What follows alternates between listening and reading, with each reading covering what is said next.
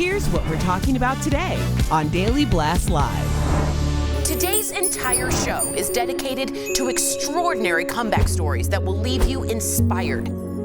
From a convicted man who went from prisoner to professor, to a woman who found success in Silicon Valley after being in a coma for 18 months. Plus, a sexual violence victim shares her path to empowering young women, and a mom describes the moment she had to choose between saving her leg or her baby. It's an hour filled with stories of resilience and triumph you have to see to believe. Oh my gosh. Get real. No. Y'all, just stop. This is a sham. It's finally here. Drum roll. Welcome to DBL. Today is a very special day because we have an entire hour dedicated to comeback stories of resilience and triumph that truly are incredible. As you may know from following DBL, this is all tied to our very own Erica Cobb, who is the inspiration behind today's comeback.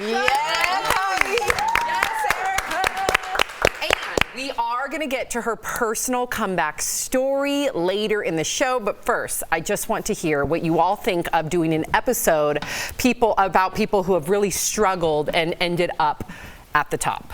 I'll tell you how I feel. I know I'm going to cry. I'm okay with that, but you know, I need constant reminders of positivity. I'm a comic, and I think I almost make my living by looking at, you know, the good and the bad, and I focus on the negative, try and make it funny, but still I have to focus on the negative. Sometimes you get pulled down that rabbit hole, as I think a lot of people have found out. So I think it's good to highlight some of the good folks, because they win a lot too. Yeah, I think you being a comedian and how you process, like, focusing on the negative to find the funny is how I feel when I hear from testimony teachers and experts on comeback stories. It's like these things seem and feel so negative, but there's a story, I call it a key. There's always a key to every story that someone can take and apply it to their own life. Oh, so cool. I find it more inspirational than negative or sad. Yeah, it's like a video game. You get the key to the next level. It unlocks your inspiration. There's no video game. Exactly. Erica, That's right. Erica, this is so exciting. Okay, so let's get to it. Our first story is the #1 prison comeback story in the world. Andre Norman was sentenced to nearly 100 years in prison at just 18 years old for serious criminal activity, from armed robbery to attempted murder.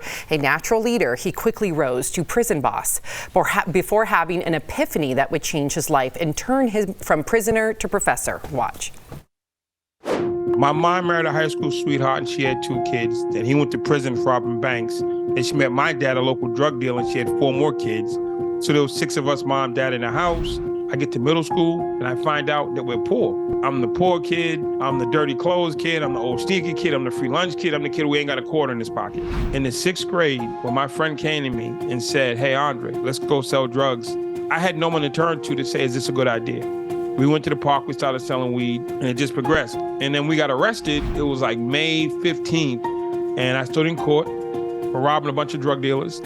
And they gave me 7 to 10, then they gave me 9 to 10, then they said 9 to 10, 2 10s, 2 15 and 20s, and a 5. And at 18 years old, at about 95 years total, they put me on a bus and drove me to the state penitentiary, where I was scared to death. I can't be scared, even though I'm scared. I can't show I'm scared. I have to live in here. So I decided, day 2, sign me up for the gang. And I just spent every day fighting, trying to prove myself. I made a lot of bad decisions. Now, I had people not help me make better decisions, but at the end of the day, I made the bad decisions. I've been in solitary for 24 hours a day, 7 days a week for 2.5 years in a cell by myself. And you start confronting yourself.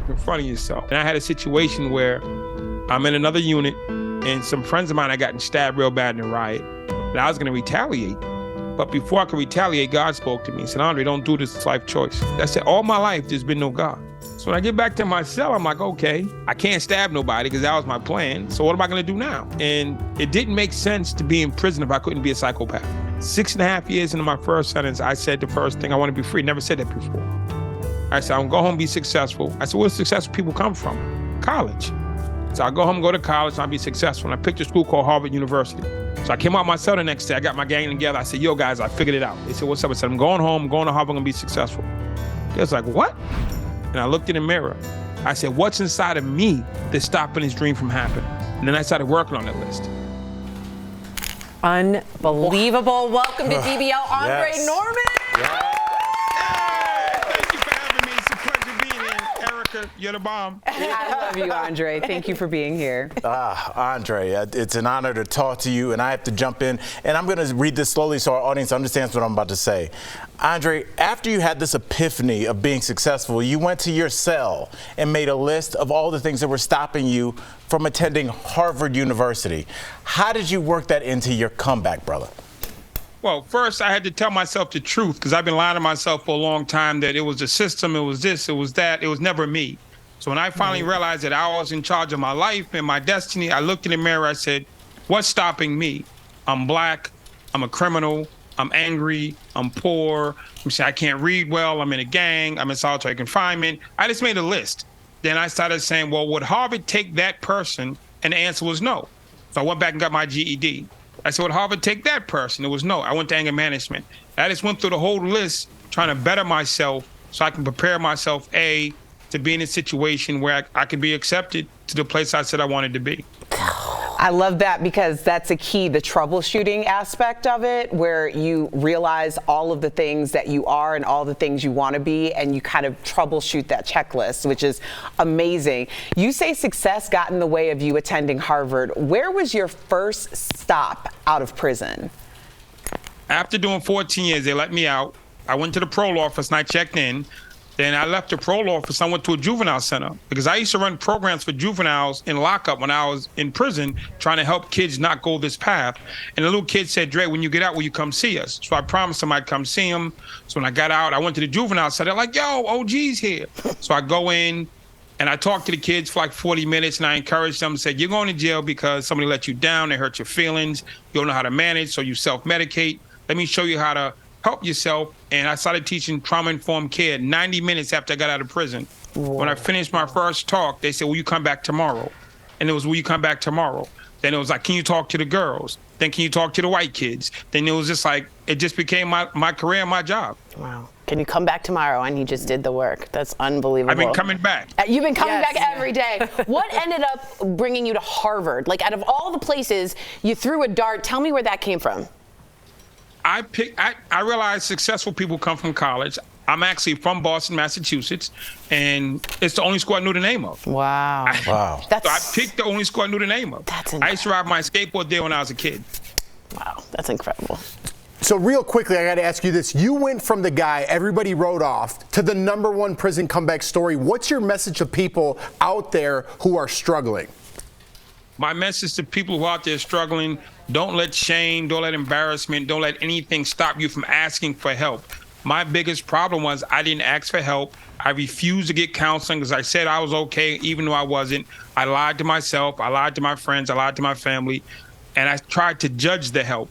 Don't judge the help, accept the help, and ask for help. And I guarantee you, your life will be better. Wow. The people on this show, the panelists, care about you. That's why this show is happening. Reach out. Don't write a letter to say, hey, thank you for the show. Write a letter to say you need help, and I'm sure they can redirect you to a counseling center, a place that's willing to receive you. Because you're not alone. You are incredible, Andre. Thank you so much. What an honor. DBL Nation, make sure you pick up a copy of Andre's book on Amazon called Ambassador of Hope. He wrote it on a legal pad in prison. It gets unbelievable. Check out Andre's website and YouTube to find his training programs for people who are struggling. Thank you again, Andre. Thank you. Amen. We'll be right back. Such an inspiration. Thank you. You did it.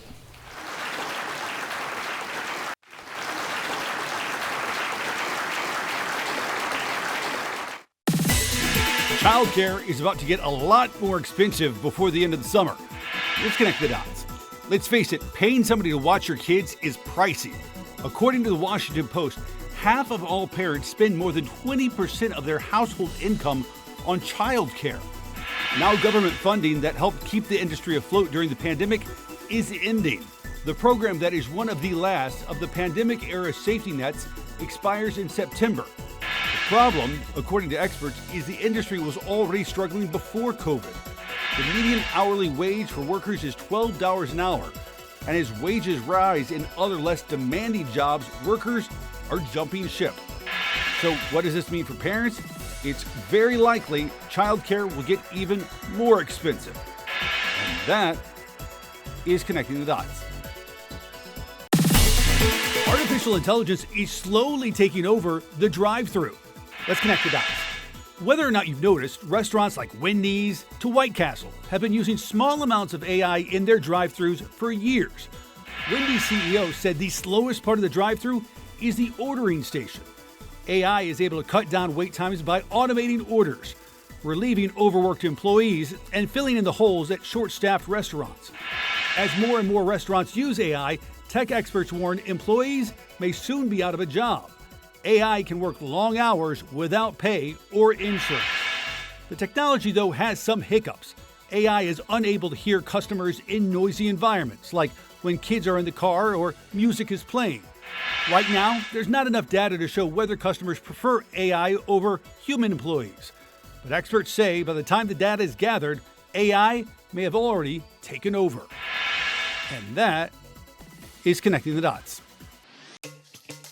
Are you skeptical of headlines and what you see on social media?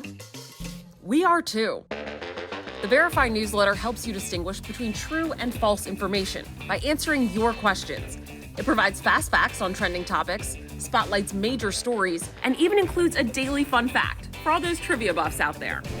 Get Verify's fast facts delivered every weekday to your email inbox. Go to verifythis.com/email to check it out.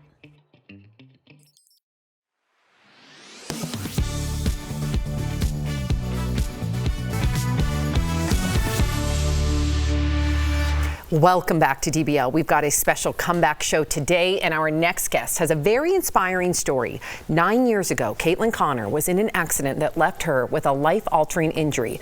But little did she know at the time, her injury would result in her becoming a version of herself she didn't even know existed. Before we talk to her, take a look at her story. The day of the accident was May 30th of 2014. It's the day before my 24th birthday. It was a standard day. We were going to go ride roller coasters the next day to celebrate. And I remember it being a nice day, and it was nice enough for us to decide we wanted to get on the motorcycle one more time before summer hit. I distinctly remember warming up the motorcycle and hearing it rumble and getting ready to go for a ride. And we turned after that first light and got onto a 2-lane highway, and there was a white vehicle in the middle of a giant center lane. It looked like she was going to come into our lane. She started moving, and there was no chance of us having any time to get away from her. So she T-boned us. The impact of the car put my ankle into the gears of the motorcycle, and I flew off the back. I could feel my skin burning on the pavement, not just because it had been ripped open, but because it was hot. I knew I had severed a major artery in my ankle. I knew I had to wait for help. And freaking out only would have made it worse. I woke up, it was 2:15 a.m. in the morning on my birthday. I was in an ICU. The nurse walked in, and as soon as she walked in, she goes, "Oh, good, you're awake. We want to tell you that you're 4 weeks pregnant." I was just a little shocked, right? And I still had my foot. I went through 7 surgeries. I knew right away that I wasn't keeping that leg. And so for me, it made it easier to accept that and to start focusing on the baby. I found deep inside me that I was not defined by this body part. Wow. Caitlin is here to share her incredible and inspiring comeback story. Please welcome to the show, Caitlin Connor. Thank you. Wow. Thanks for having me. Wow. Thank you so much for being here. So you found out you were pregnant right as you had to have part of your leg amputated. How challenging were those next couple of months for you? It was complicated, especially in the hospital. I had to channel my emotions because I knew anything negative could impact everything happening in my body. I had to go home and learn how to be pregnant without a leg and push around in a wheelchair on carpet, and very quickly learned how inaccessible the world is. And I didn't have anyone to relate to. I, to this day, haven't found anyone who had to go through lower limb amputation while pregnant. Yeah, that's a unique experience. Okay, so sometimes things happen in your life and you don't know what they do, but they mean something, and this happened for you. You got a grant for a running prosthetic. How did that become the absolute catalyst of your comeback, Caitlin? Well, I mean, running wasn't something I thought about before. I never really touched sports before the accident You're happened. like me. That's right. Yeah. Well, I mean, I literally was thinking of it very simplistically, as in if I need to run away from somebody, I can run. I couldn't do that without a running prosthetic. Right. And then it turned into absolutely everything else. I started with a 5K and I pushed my daughter in a stroller. And it was really the first time that I'd set a goal, especially with athletics, and achieved the goal. I completed it in under an hour, and I came back the next year and I did it in 31 minutes just to do it faster. And then I started finding this competitive spirit inside me. Wow. So becoming an amputee obviously changed you physically, but how did it change you mentally? Oh man, just having to learn how to walk 4 different times showed me just how important practice is, and all the things that I grew up thinking somebody was a natural doing, and just not understanding that you don't see the work that goes on behind closed doors. And just learning that little detail made me realize that, oh, if I can do that over and over and be successful, what else can I do? Mm-hmm. And it just pushed me to do so many different things. I'm at a loss for words. I know. It is a theory. It's amazing. Beyond. Caitlin, thank you so much for joining us and sharing your incredible comeback story. DBL Nation, Caitlin is the CEO and founder of the nonprofit organization Be More Adaptive. I love your t-shirt. Yes. There's more about it at bemoreadaptive.org. We will be right back. Thank you so much, Caitlin. Thank you. Thank you. Thank you.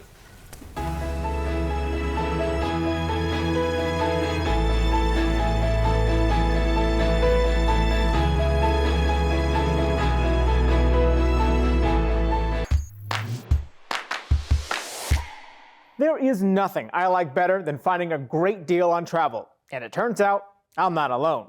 Verify viewer Catherine emailed us to ask, is there a certain day of the week that's cheapest to buy a plane ticket? So Catherine, let's verify. Our sources are Scott's Cheap Flights, a study by cheapair.com, and Brett Snyder, president of Cranky Concierge Travel Assistance and a former airline pricing analyst. Some studies suggest Tuesday or Saturdays are the cheapest days to buy tickets, but all of our sources say they usually rely on flawed or outdated data. For example, some articles suggest that weekends are the cheapest days to buy. Snyder points out that's based on data that tracks the average amount spent on a ticket each day of the week. Families tend to buy their tickets on weekends and usually purchase less expensive tickets. Meanwhile, business travelers tend to buy their tickets during the week, and many are less price sensitive. A lot of the business travel, premium cabin or even last minute or whatever it might be, those tend to be higher fares. The end result is a study that has skewed data. Similar articles suggest Tuesdays offer the best deals, but our sources say that's also not the case. Scott's Cheap Flights explains on its site that this idea is a holdover from the 1990s when airlines used to upload special e-fares on Tuesdays or Wednesdays. These days, Snyder says airlines use sophisticated algorithms to consistently adjust fares based on demand, regardless of what day of the week it is. This hasn't existed for years. I couldn't tell you the last time when those actually were out there in the market. So we can verify, no, there is not a certain day of the week that's cheapest to buy a plane ticket. So when should you book? Cheapair.com found domestic tickets are generally cheapest 3 to 15 weeks before departure. With your Verify, I'm Brandon Lewis. Welcome back. As we mentioned earlier, our very own Erica Cobb is the inspiration behind today's comeback show. We've all heard bits and pieces about her setback season and her comeback, but now it's time to hear her full story. Take a look. I know I talk a lot about comebacks, and it's because it's the story of my life. I always say that, like, the universe will knock, and then it'll ring the doorbell, and then it'll just straight up, like, kick the door in. And when I went through a divorce, then bankruptcy, and then unemployment, like, all of those were, like, knocks and kicks until finally the universe was like, we're gonna burn this whole house down. Pretty significant events happened. when everything was falling apart for me. But the things that I remember most is I was actually hosting a charity event, and a woman walked up to me and came really close, and she said, are you Erica Cobb? And I said, yes, I am. And what's your name? She said, my name is so-and-so. I'm here to repossess your car. Coming home and never knowing if there was going to be an eviction notice on my front door was pretty significant. And at that time in my life, I thought that the career that I had invested over a decade in at that point was completely over. I couldn't even get anyone to really take me seriously. Like, that's how bad it had gotten. I felt like if I walked down the street, I would like dissipate into thin air and no one would ever even know that I was ever here. I was very reckless, like with my personal safety. I didn't have a lot of regard for myself because like everything that I had ever believed in and everything that I felt like I had worked hard for, wasn't even like an option. Like I felt like the biggest joke. My father and I have a very interesting relationship, but when all of this happened, it was his phone call that really changed the way that I thought about everything. And he just said, Erica, this your father. I just need you to know that sometimes what you want at 21 is not what you want at 31, and that's okay. That's okay. And after I got off the phone with him, I was like, why am I looking at everything like it's either it has to be the way that it's always been or it could be nothing at all? And I started being honest with myself. There were lots of hard moments and days during my comeback. I think the hardest one was saying that a 10-year relationship was going to be over, finally over, because we had been just kind of like going through the motions for years at that point. And I think the biggest thing that was hard for me during that transition was understanding that a lot of the people who were around me couldn't come with me to this next chapter of my life because they were, and I mean, we do this, it's reciprocal, right? There were a few days and moments that I was like, okay, this is what it was all for. One of them was when I married my husband, Anthony.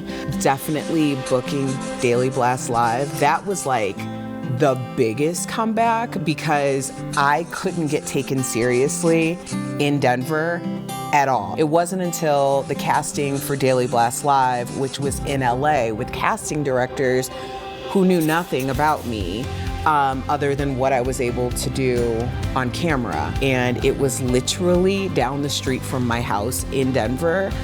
I don't know if anybody could tell me anything. Like, honestly, that was like the biggest comeback story.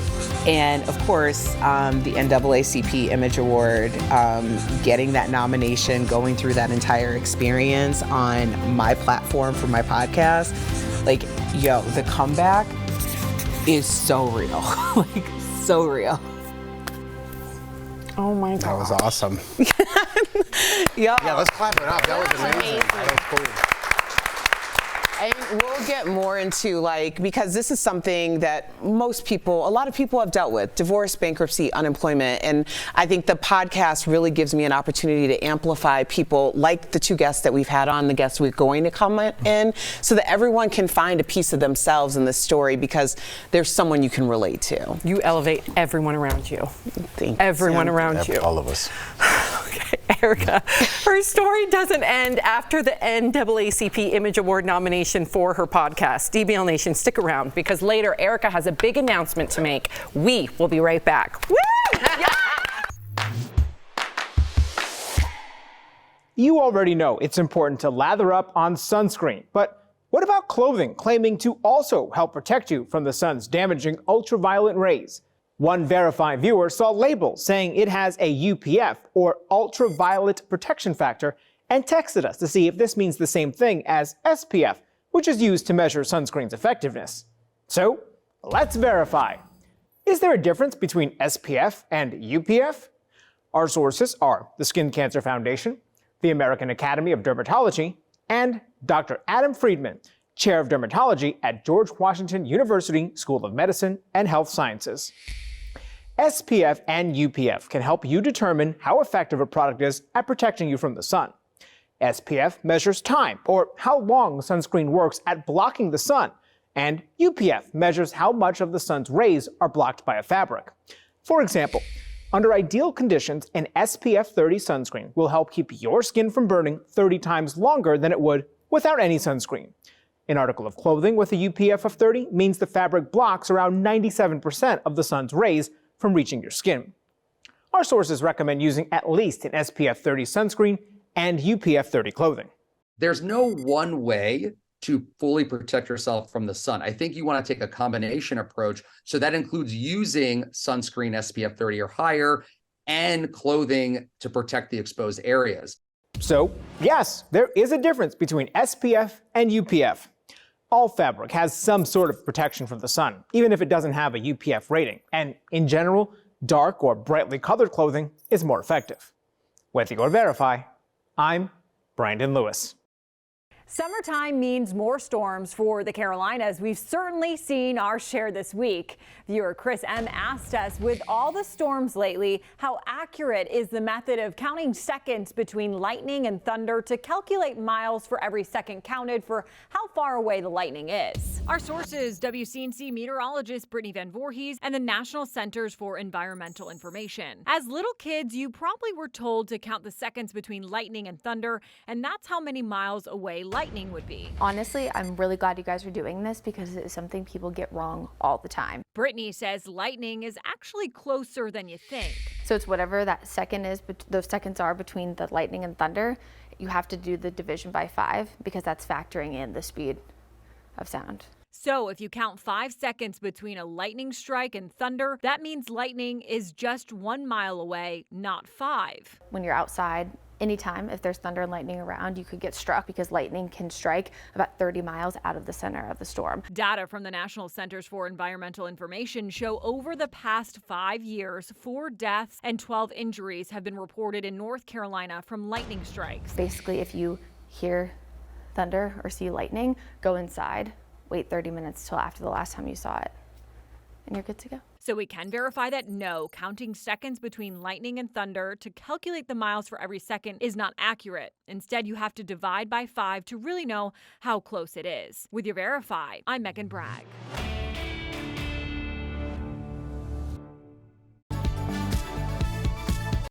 Welcome back. As we mentioned before the break, Erica, you got a little announcement? Yes, I do. Come Back with Erica Cobb is expanding. I will be hosting a live podcast event with drinks, food, interviews, special guests, more details to come. Woo!